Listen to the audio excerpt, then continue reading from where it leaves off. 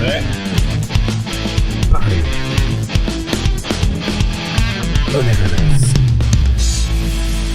Salut à tous, aujourd'hui pour cette review on va parler d'un DJ qui est de plus en plus apprécié en ce moment, je parle de l'américain Dillon Francis.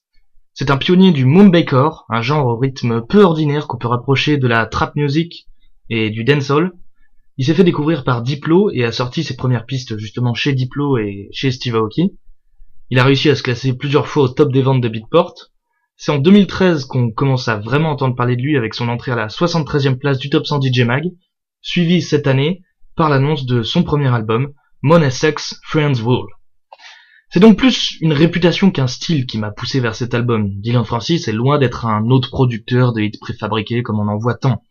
Il se prend pas au sérieux et s'amuse de lui-même, de ses fans, comme peuvent le faire Deadmau5, Diplo, Wolfgang Gartner. Le premier extrait de cet album est sorti avant même l'annonce de l'album lui-même. C'est Get Low avec DJ Snake, le talent français de la trap music, ce qui montre bien la proximité de ces styles.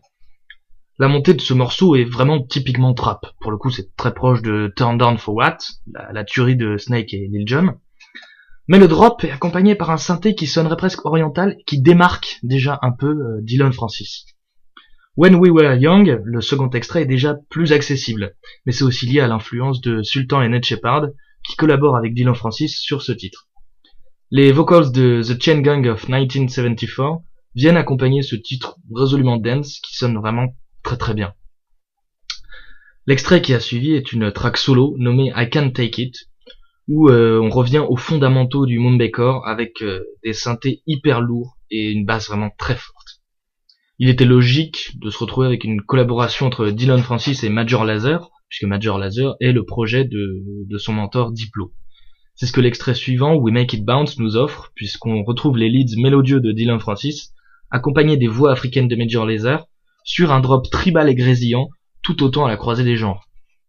L'extrait suivant était attendu depuis des mois, et a tout de suite connu un succès retentissant, allant jusqu'au plus puritain, ce qui mérite d'être souligné, puisqu'on parle quand même d'une collaboration avec Martin Garrix lui-même.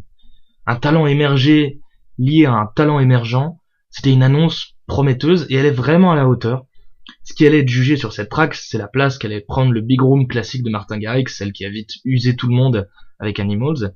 Eh bien, faut le dire, elle a disparu et il n'en reste plus que l'alliance parfaite entre les styles des deux DJ pour un morceau electro house des plus claquants, sans tomber vraiment dans les écueils de la musique commerciale. Juste avant la sortie de l'album entier, un nouveau son est dévoilé, en collab avec les Australiens de The Presets, qui est vraiment très house, assez calme. Ces nombreuses exclusivités sont très illustratives des autres pistes sorties avec l'album, un savant mélange entre Moombaton hardcore avec des pistes comme All That et Not Butter, et dance modernisé comme Drunk All the Time, Not Butter ou Hurricane. Mention spéciale à What's That Spell, la collab avec TJR, où son style Melbourne Bounce réussit avec brio à se mélanger avec le rythme un peu plus lent de Dillon Francis. Pour conclure, c'est vraiment une expérience intéressante que de se tourner vers cet album, qui vient vraiment à point nommé dans le contexte actuel où chaque morceau ressemble à son prédécesseur. Dans cet opus, on trouve à la fois le Moombacore dans lequel se déchaîne parfois Diplo, dans ses pistes un peu moins connues, ainsi qu'un son dance innovant qui se pose vraiment en alternative des sons radio basiques, sans pour autant négliger la mélodie, ce qui fait que vraiment le public radio sera vraiment satisfait de cet album. Les styles se diversifient d'autant plus dans le remix pack de When We Were Young, qui inclut la trance de Juventa, la dubstep de Zomboy, la trap de Grand Theft, l'électro de Vicetone et bien d'autres encore. Pour prolonger l'écoute, n'hésitez pas à aller découvrir le remix de Dillon Francis pour Some Chords, le classique de Deadmau5 prévu sur le nouvel opus de remix du Canadien.